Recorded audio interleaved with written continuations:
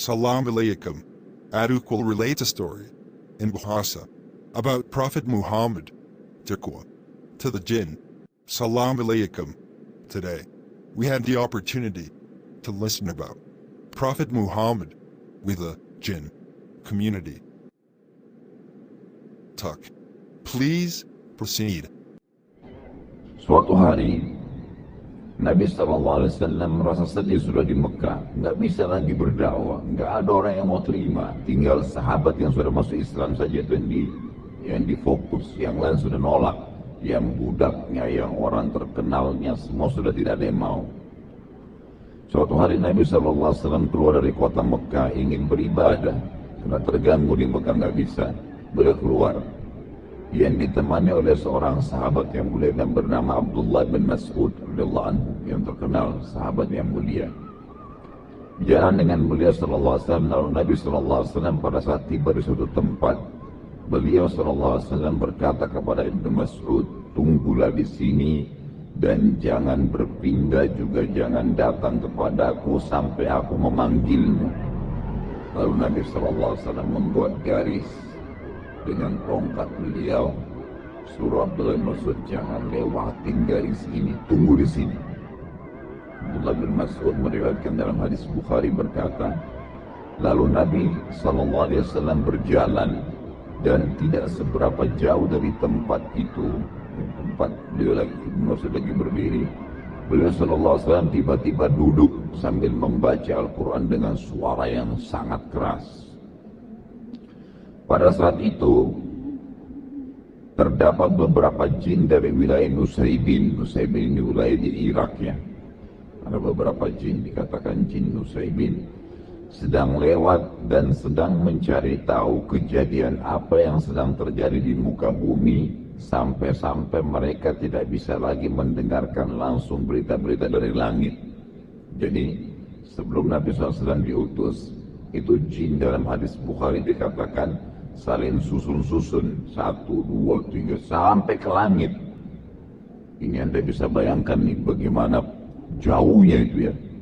Sekarang saja para ilmuwan dengan teknologi canggih mengatakan mustahil manusia bisa menjamah langit dengan tangannya, nggak mungkin. Jarak antara kita bumi saja ke Pluto itu 270 tahun. Makanya saya sering bahasakan tidak mungkin bisa dikirim ke sana astronot kena mati di tengah jalan. Jaraknya 270 tahun, itu baru satu matahari dengan kita tuh. Bagaimana dengan bintang-bintang yang lain yang sekian miliar tahun jaraknya dari bumi, semua masih pada di bawah langit pertama. Tapi jin-jin ini bisa bersusun-susun sampai ke langit pertama. Mereka bisa mendengarkan. Jadi ternyata dalam hadis ini dijelaskan Allah Azza wa Jal itu kalau ingin menjalankan titah, sebuah titah, Allah sampaikan kepada malaikat ya, ke malaikat di langit 7 sampaikan ke langit ke-6, langit ke-6 sampaikan ke langit ke-5, terus sampai ke langit pertama. Nanti malaikat di langit pertama ini yang memerintahkan atau menyampaikan kepada malaikat-malaikat yang bertugas di bumi, yang mengurus gunung, di mana turun hujan, siapa yang mau mati, siapa yang ini, disampaikan kepada malaikat-malaikat yang akan bertugas di bumi gitu kan. Nah, jin-jin ini naik ke atas untuk dengar informasi. Di sana hujan besok, oh di sini ada mati fulan, oh ini akan terjadi gempa. Dia dengar semua informasi besok, kan gitu. Nah nanti jin-jin ini akan bekerja sama dengan penyihir-penyihir dan penyamun, menyampaikan ini kami dapat informasi di sana hujan, nanti kamu sampaikan besok hujan di sana supaya pengikutnya percaya sama si dukun-dukun ini. Nanti kan kita bacakan dalam surat jin tentang kisah ini, bagaimana ketahui bahwasanya orang yang diminta nyumbang darah ayam, darah hewan, atau pergi kuburan tertentu, pokoknya jin-jin ini minta agar jauh dari Allah Subhanahu wa taala. Gitu kan? Kalau kita masih bergantung pada Allah, tidak bisa bergantung pada Dia. Dan satu-satunya cara untuk membuat orang bisa bergantung adalah memenuhi kebutuhannya manusia. Dan Nabi SAW sudah mengatakan juga dalam hadis lain, jin-jin itu penuh dengan kebohongan. Maksudnya yang, jadi saya pernah jelaskan, jin ada 3 golongan ya. Ada jin mukmin, ini mustahil kerjasama dengan manusia. Ada jin fasik dan jin kafir. Jin fasik ini adalah jin yang beriman pada Allah seperti kita orang muslim, tapi nggak sholat, masih bermaksiat, itu namanya fasik. Jin fasik sama jin kafir ini namanya syaitan. Jadi tidak semua jin itu syaitan ya, tidak semua jin itu syaitan. Yang beriman dikatakan jin mukmin. Yang kita maksudkan adalah golongan syaitan, jin fasik atau jin kafir. Jadi orang-orang yang mengatakan saya pelihara jin muslim itu jin fasik itu. Karena itu jin fasik dan tetap akan diminta imbalan. Apapun sifatnya itu, mungkin tidak bisa dirincikan, tapi dia akan minta imbalan secara otomatis. Tapi kalau dia pelihara jin kafir, maka lebih parah nanti. Ada yang sampai menghinakan Al-Quran gitu kan. Di Saudi itu ditemukan, di Saudi itu ada dibentuk tim oleh kerajaan itu, khusus tim pemberantas penyihir gitu. Jadi syekh-syekhnya ngumpul semua tuh nyari pada penyihir. Waktu terbongkar tuh luar biasa gitu ya. Kalau jin-jin yang kafir itu, mereka menyuruh Al-Quran dihinakan, sampai ditemukan tuh Al-Quran pada ditaruh di kloset kamar mandi. Dikeluarkan oleh tim ini, dicuci, lalu dikasih minyak wangi. Quran itu sebagai bentuk ya, penghargaan dalam Quran dan membalas penghinaan mereka. Dan gitu. Ada di antara perempuan-perempuan yang berinteraksi sama jin kafir ini, kalau mereka supaya suaminya takluk atau tuannya takluk, maka darah haid ini diteskan di lembaran-lembaran Quran. Itu banyak contoh-contoh yang saya saksikan sendiri itu. Bagaimana cuplikan-cuplikannya itu. Dan cukup banyak yang berhubungan dengan masalah-masalah seperti ini. Dan saya sarankan Anda membeli buku yang kecil, mungkin harga 5.000 atau 7.000 rupiah, itu membongkar praktek sihir dan kedukunan. Diterbitkan oleh Pustaka Tazkiyah. Mungkin kalau Bapak Ibu yang pernah hadir pengajian saya di Al-Azhar, saya pernah bawain fotokopi buku yang dapat diskon dong. Di antaranya buku itu, buku kecil sekali, tapi itu buku yang sangat bagus. Di dalamnya itu ada gambar-gambar bentuk-bentuk sihir-sihir yang biasa dipakai oleh penyihir-penyihir, dari bentuk benang, tali, apa saja, boneka, macam-macam gitu kan yang mereka lakukan. Intinya adalah kita kembali kepada kisah jin ya.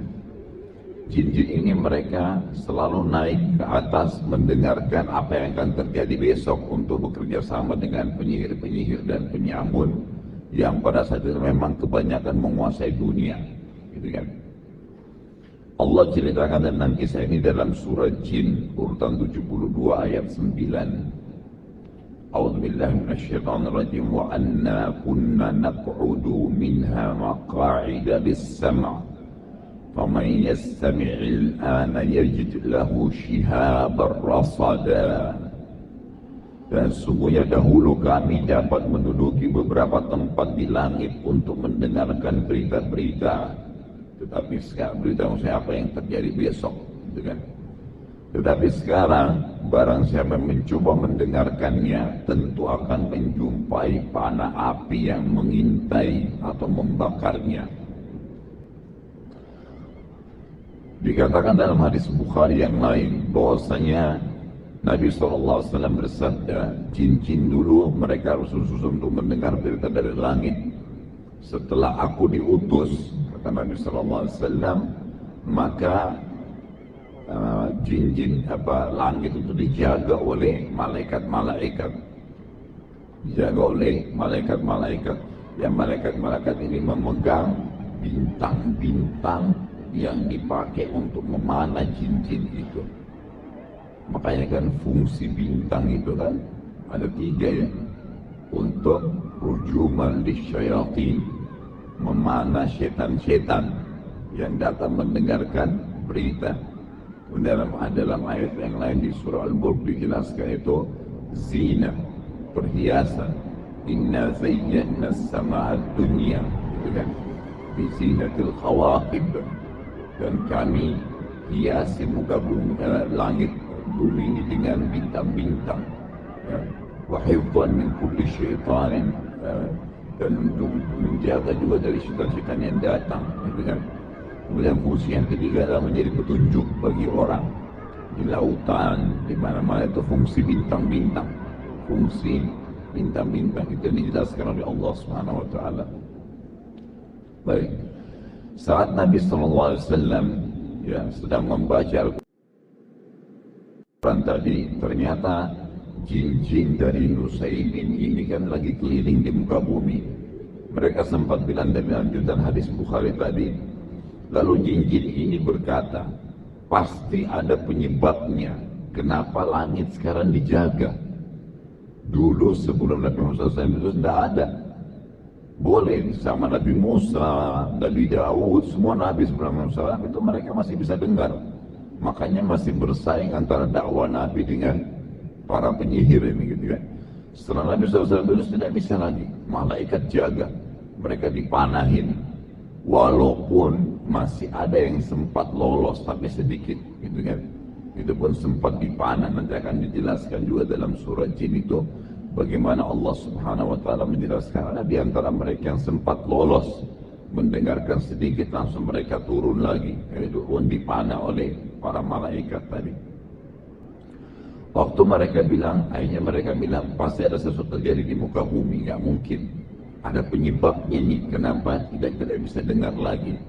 Maka sekelompok jin Nusaybin keliling dia di muka bumi ini, pas lewat di Mekah dan melewati tempat Nabi Muhammad SAW lagi baca Quran tadi.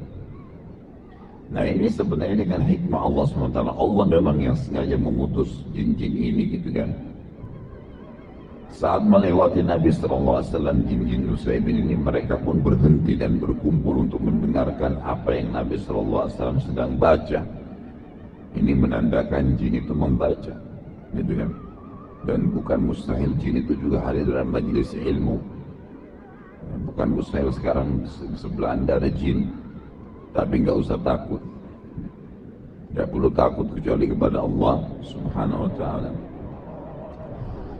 Kata Ibnu Mas'ud radhiyallahu anhu yang meriwayatkan hadis ini, aku melihat sekelompok makhluk laki-laki yang kepala mereka seperti kendi-kendi besar. Ibnu Mas'ud sempat lihat, gitu kan. Lalu aku pun berdiri karena khawatir akan keadaan Nabi Sallallahu Alaihi Wasallam. Lalu Nabi Sallallahu Alaihi Wasallam memberikan isyarat agar aku tetap duduk. Nabi tahu Ibnu Mas'ud akan berdiri. Nabi kasih isyarat, gitu kan, tak boleh tetap duduk. Karena banyaknya jin yang datang mendengarkan Al-Quran sampai kata Ibnu Mas'ud, aku tidak bisa lagi melihat Nabi Sallallahu Alaihi Wasallam karena dipenuhi oleh orang-orang ini yang kepalanya seperti kendi-kendi dan mereka tinggi besar, gitu kan. Allah Subhanahu wa taala menceritakan tentang kejadian tersebut masih lanjutan surah Jin tadi. Jadi kita dibahas banyak surah Jin karena memang surah Jin menjelaskan tentang masalah itu. Surah Jin urutan 72 ayat 19 menceritakan tentang bagaimana Nabi SAW dikerumuni oleh jin-jin Nusaybin itu. A'udzubillahi minasyaitonir wa annahu lamma qama Abdullah yad'uhu kadu yakununa alaihi libada. Dan bahwasanya sewaktu hamba Allah Muhammad SAW berdiri hendak menyembahnya dengan membaca Al-Quran, hampir saja jin-jin itu mendesak untuk mengerumuninya. Ini ayat Quran, surah Jin ayat 19. Saat mendengarkan Al-Quran, maka jin-jin tersebut jadi memahami apa saja yang telah terjadi, termasuk penipuan iblis kepada mereka bahwasanya ada sesembahan selain Allah. Jadi kisahnya begini, iblis ini sebenarnya golongan jin. Salah kalau ada yang mengatakan iblis itu rajanya jin, salah. Kan gitu. Iblis bukan seperti Adam alaihissalam, bukan. Adam adalah ayah kita semua. Kalau iblis bukan. Kata ulama tafsir yang paling kuat pendapat waktu Allah Subhanahu wa taala menyuruh iblis untuk sujud, gitu kan. itu sebenarnya ada jin-jin. Gitu kan? Makanya para malaikat mengatakan, ya Allah, waktu Allah ingin menciptakan Adam, apakah engkau akan menciptakan makhluk nanti membuat kerusakan di muka bumi? Kata para ulama tafsir, jumhur ulama mengatakan bahkan yang dimaksud adalah apakah nanti seperti jin-jin yang akan buat kerusakan di muka bumi. Jadi sebelum kita sudah ada jin tinggal di bumi ini. Hewan-hewan itu sudah ada. Allah Subhanahu wa Ta'ala sudah ciptakan, tumbuh-tumbuhan sudah ada. Manusia datang nyusul setelahnya. Karena awalnya manusia diciptakan oleh Allah Subhanahu wa Ta'ala itu di surga. Nabi Adam AS di surga. Kan gitu. Jadi memang ini bumi berbeda, bukan memang belum kita ada di sini gitu. Tapi jin-jin sudah ada. Makanya Allah SWT mengatakan apa tentang iblis? Kana minal jinni fafasaqa an amri rabbi. Kana minal jin, maksudnya iblis itu salah satu dari golongan jin, bukan pimpinannya. Fafasaqa an amri rabbi, tapi dia tidak mau ikuti patuh perintah Tuhannya. Nah, kata sebagian ulama tafsir juga, ternyata waktu Allah Azza wa Jalla menciptakan Adam, yang hadir di situ iblis. Masalah jin-jin lain yang tidak hadir, gitu kan.